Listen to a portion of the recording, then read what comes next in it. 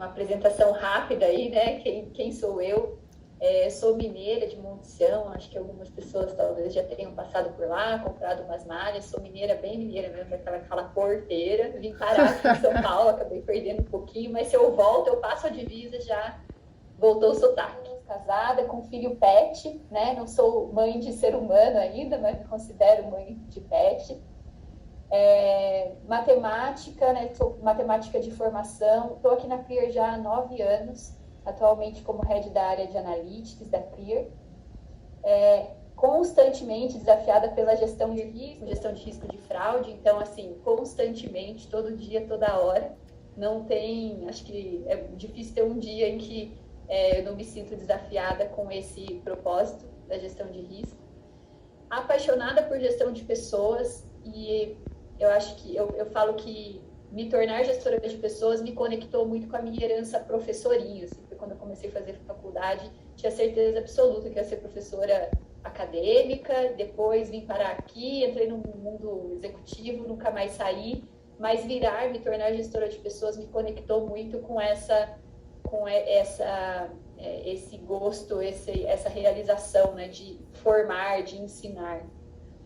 E também promotora da equidade de gênero dentro e fora da Clear. Eu acho que aqui eu trago um pouco da minha história de desenvolvimento e evolução de equidade de gênero. Acho que é um bom exemplo que a gente pode compartilhar pensando em como a nossa evolução como pessoa vai se entrelaçando com a evolução da empresa também.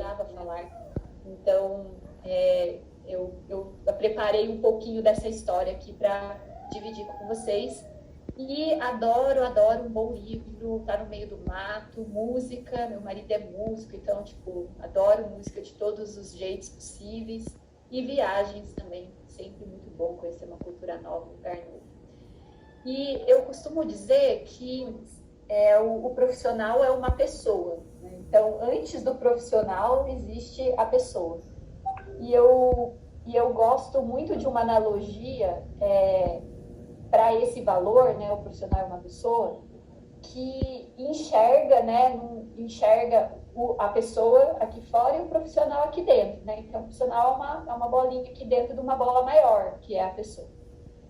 E para esse profissional expandir, né, acho que tem muitos profissionais que estão numa empresa em que esse crescimento é super possível, existem desafios que vão te ajudando a crescer profissionalmente. Só que se a pessoa não cresce em primeiro lugar, não se desenvolve, não expande antes, uma hora esse profissional bate no teto, né? E ele não tem mais para onde crescer, para onde se expandir. Ele fica limitado pela pessoa, né, pelo desenvolvimento pessoal.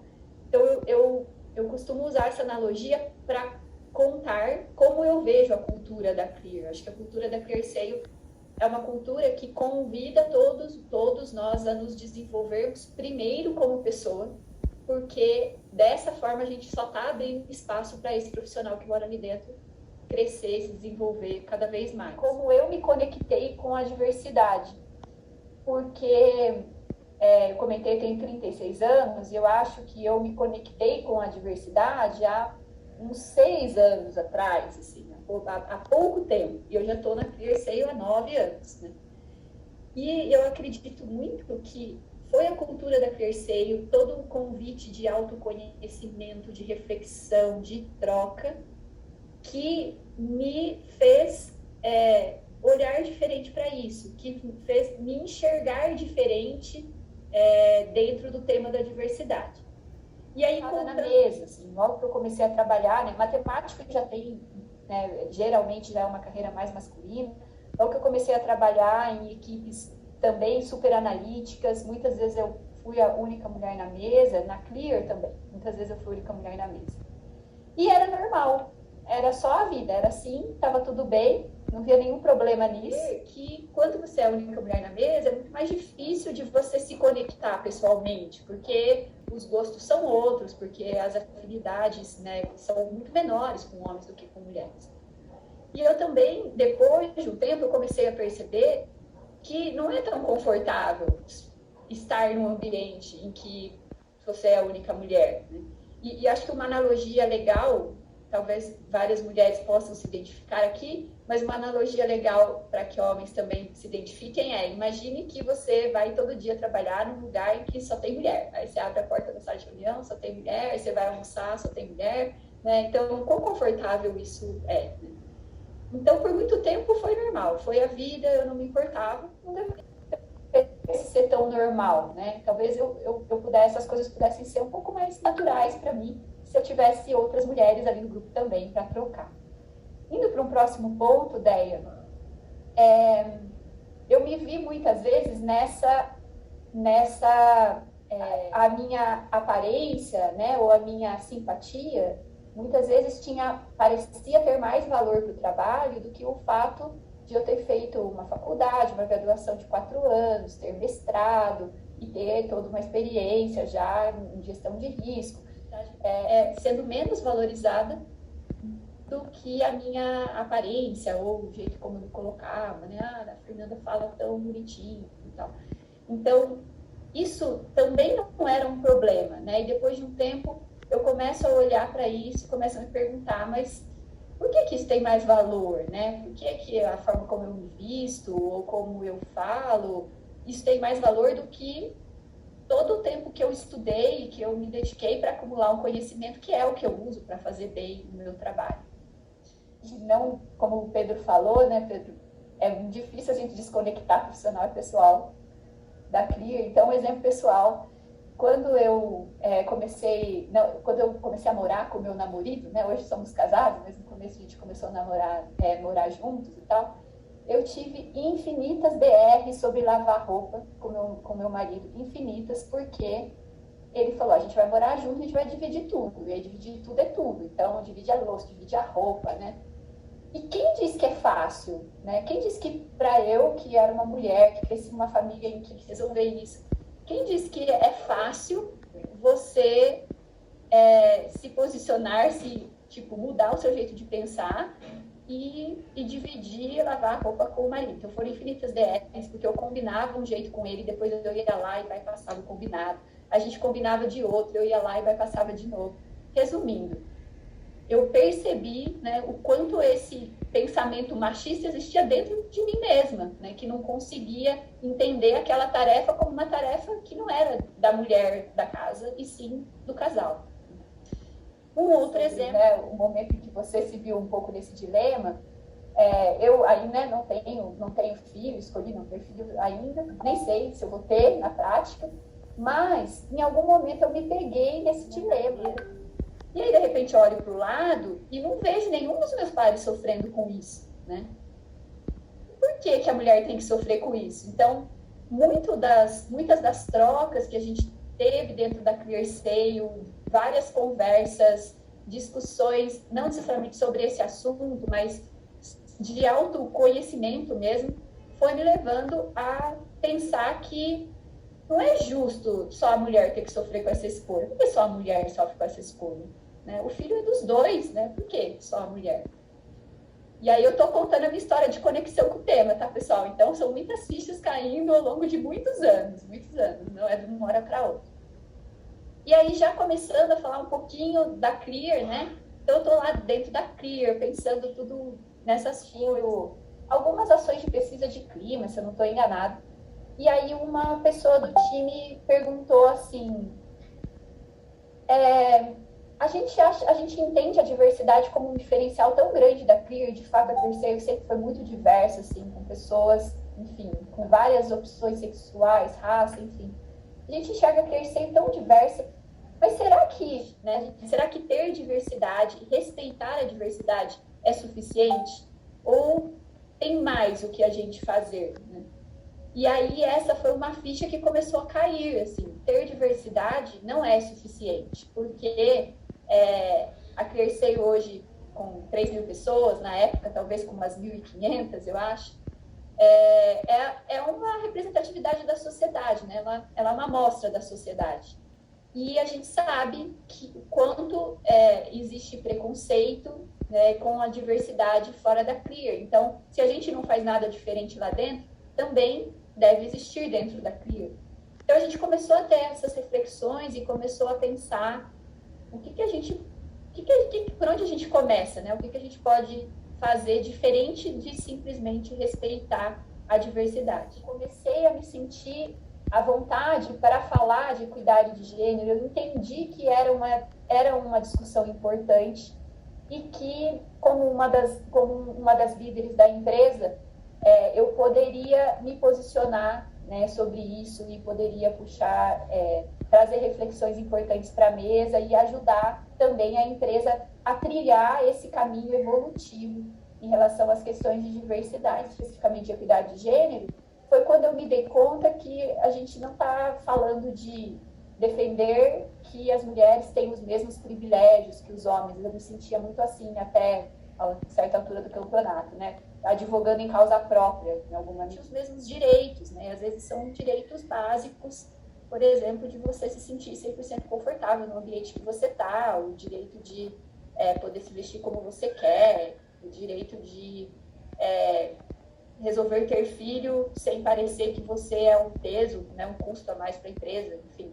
Então, isso foi uma chavinha que mudou, e aí de lá para cá a gente vem discutindo e fazendo muita coisa legal. Hoje, tem diversas ações que evoluíram, e uma delas é a formação desses grupos de diversidade. A gente tem um grupo de equidade de gênero, de negritude, pessoas com deficiência e pessoas LGBTQIA+, cada um deles liderado por um representante aí do comitê executivo, e entendendo, né, que o tema de diversidade é um tema super relevante quando a gente fala de desenvolvimento pessoal, lembrando que é assim que a gente abre mais espaço para o desenvolvimento profissional de cada um de nós.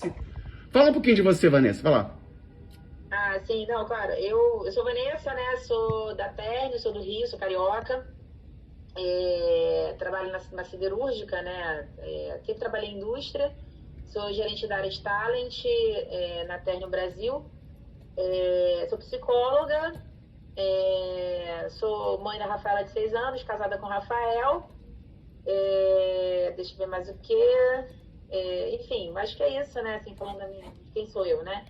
E, bom, para mim, assim, eu gostei muito da parte porque a gente sempre tenta muito inserir e criar programas e ações e tal, mas eu gostei muito da fala do olhar primeiro para dentro, né? Tipo, né, vamos começar se olhando, né, pensando no seu desenvolvimento, se conhecendo, para depois, a partir daí, começar a implantar todos os programas de universo, né, que a gente quer sempre fazer, né, como RH, enfim, eu sou como RH, né, a gente quer trazer, ou porque é tendência de mercado, ou porque está acontecendo, mas sem fazer primeiro esse olhar para dentro, né, muito mais do que um diagnóstico, né, eu gostei muito desse tema do como a gente discute, como a gente reflete sobre esse conceito de diversidade individualmente falando, independente do coletivo, porque isso acaba refletindo, né? Eu acho que isso acaba refletindo depois, porque acaba que, como psicóloga, eu falo, né? Pensando no ambiente social, né, que são compostos por várias pessoas, né? Um indivíduo vai, né, fazendo essa reflexão e isso automaticamente vai gerando uma mudança interna. Então, eu gostei muito dessa parte, particularmente, porque vai um pouco, não contra, né? Mas tipo, vai para um outro olhar, que contra, de certa forma, o olhar de só você executar e implantar programas sem fazer essa análise prévia antes, né? Sem refletir, né? Se refletir, porque é isso mesmo, cada um tem uma maturidade, né? Tem um tempo de maturidade. Né? Falando de uma siderúrgica, pelo menos no tema de diversidade, né? Em comparação a outros tipos de negócio, consultoria, enfim, ela é muito mais... não vou falar atrasada, mas assim, ela acaba sendo um contexto muito, muito, muito tradicional, né? Então, você, para quebrar alguns paradigmas, esse processo demora, né? Mas também quando quebra, eu brinco, né? A indústria, ela demora mais, mas quando acontece, ela acontece de maneira muito consistente. Porque é um modelo de indústria de base, né? Quando você consegue virar, você vira de uma maneira bem sólida o mindset, né? Mas demora, né? É um processo muito demorado. Apesar de eu achar que a Térnio, em comparação a outras siderúrgicas do Brasil e até do mundo, ela é bem ela é bem mais diversa, né? Entende muito melhor todo esse contexto quando eu vejo alguns outros cenários, né? Através dos meus pares, dos meus colegas de trabalho aí de outras siderúrgicas.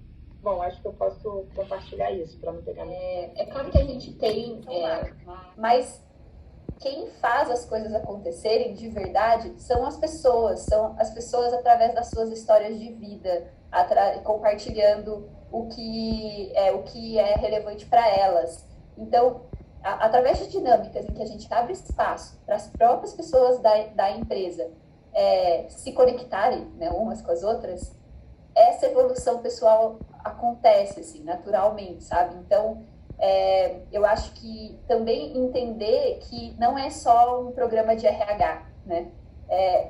A gente costuma também, outro termo que a gente costuma usar na CRIO é de dentro para fora, né? As pessoas têm que se conectar com aquilo de dentro para fora. E nada melhor do que a própria história de vida delas, a própria experiência delas sendo compartilhada para elas se conectar e, ao mesmo tempo, quem está ali ouvindo poder refletir sobre, né? O que essa história diz sobre mim, né? O que diz sobre a minha experiência. Então, acho que esse é um ponto legal de destacar, porque às vezes fica muito só parece que é uma responsabilidade do RH de fazer a cultura acontecer, mas a cultura é o que as pessoas vivem.